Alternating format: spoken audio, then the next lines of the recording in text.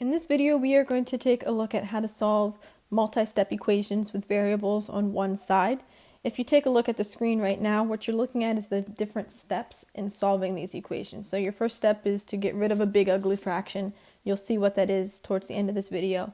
Then you look for the distributive property, to combine like terms, to move your smaller variable, and then to move the constant to the opposite side of the variable that's left.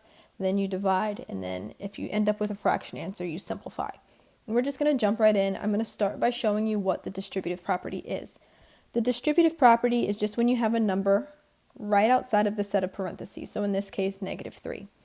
What you're going to do with that number is you're going to multiply everything on the inside of the parentheses by it. So if we have -3, we are going to multiply 2x times -3 and -4 times -3.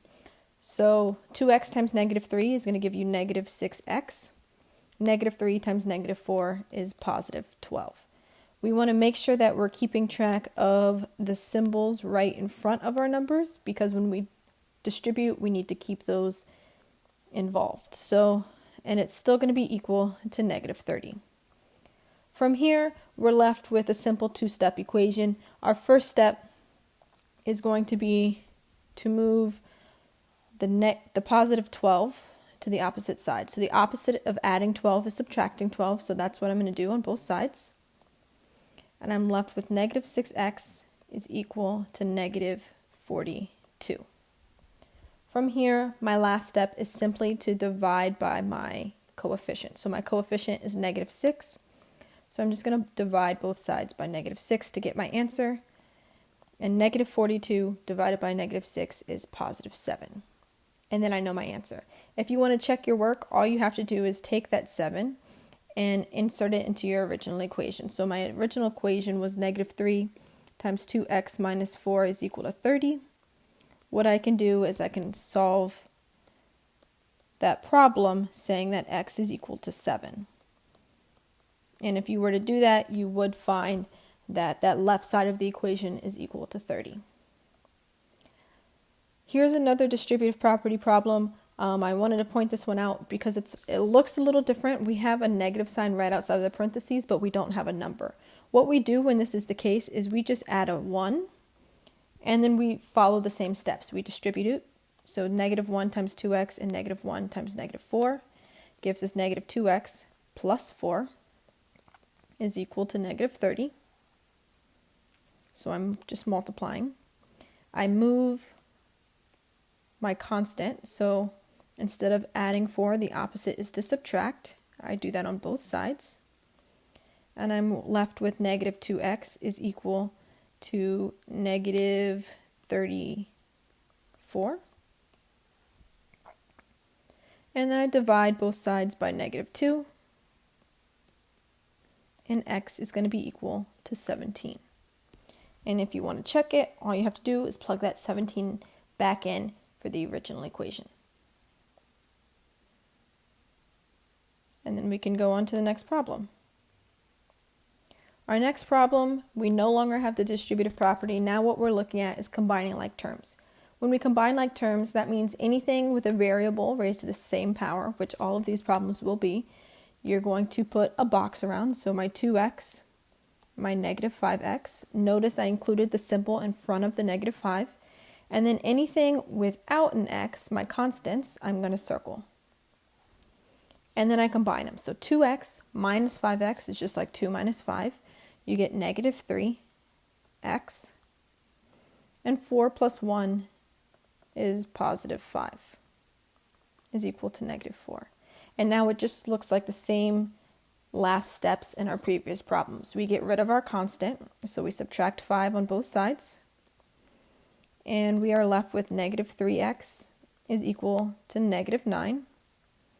Then we divide both sides by our coefficient of -3, and we're left with an answer of x is equal to 3. And it's that simple.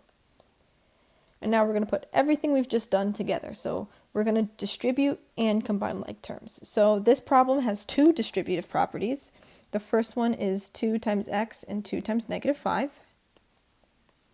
2 times x is 2x. 2 times -5 is -10. Then we're going to do our distributive property again right here. 3 times 2x is positive 6x. 3 times 4 is positive 12. Is equal to negative 62. And now we can combine our like terms. So we have 2x plus 6x, which is 8x. And we have negative 10 plus 12, which is positive 2, is equal to negative 62. And then on both sides, we subtract 2. We're left with 8x is equal to negative 64. And then our very last step is going to be to divide both sides by 8. And negative 64 divided by 8 is going to be negative 8. And that is our answer. And then if we wanted to check our work, we simply would plug it back in. Lastly, we're going to look at fractions, which is something a lot of us really, really hate. I'm going to show you 2 ways to do this problem. The first way is to take the distributive property and just distribute, because 1/3 is going to give us nice even numbers. So we'll distribute our 1/3 to our 6x and our negative 27. 1/3 times 6x is going to give us 2x.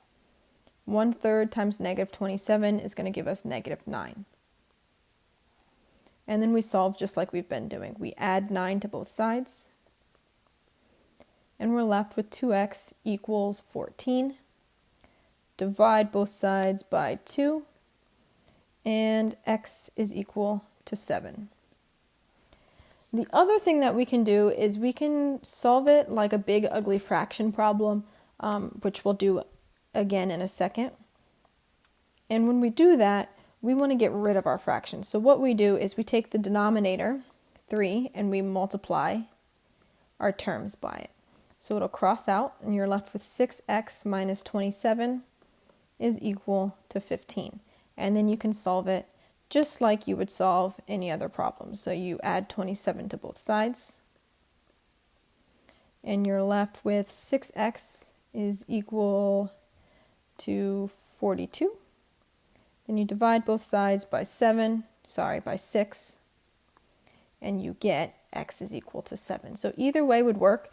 My suggestion would be to do the way where we distribute over here, but the other one would work as well, as long as you remember not to distribute or not to multiply inside of the parentheses. When we have a big ugly fraction problem though, we are going to want to get rid of that denominator. So if our denominator is 2, we simply multiply both sides by 2. We get 2x minus 6 is equal to 10. And then we solve it like our other problems. So we add 6 to both sides. We get 2x equals 16. Divide both sides by 2. And x is equal to 8. Hopefully you found this helpful. I know the fraction part is probably the hardest part, but as you practice, it will get easier and easier. So from here, just go forth and prosper.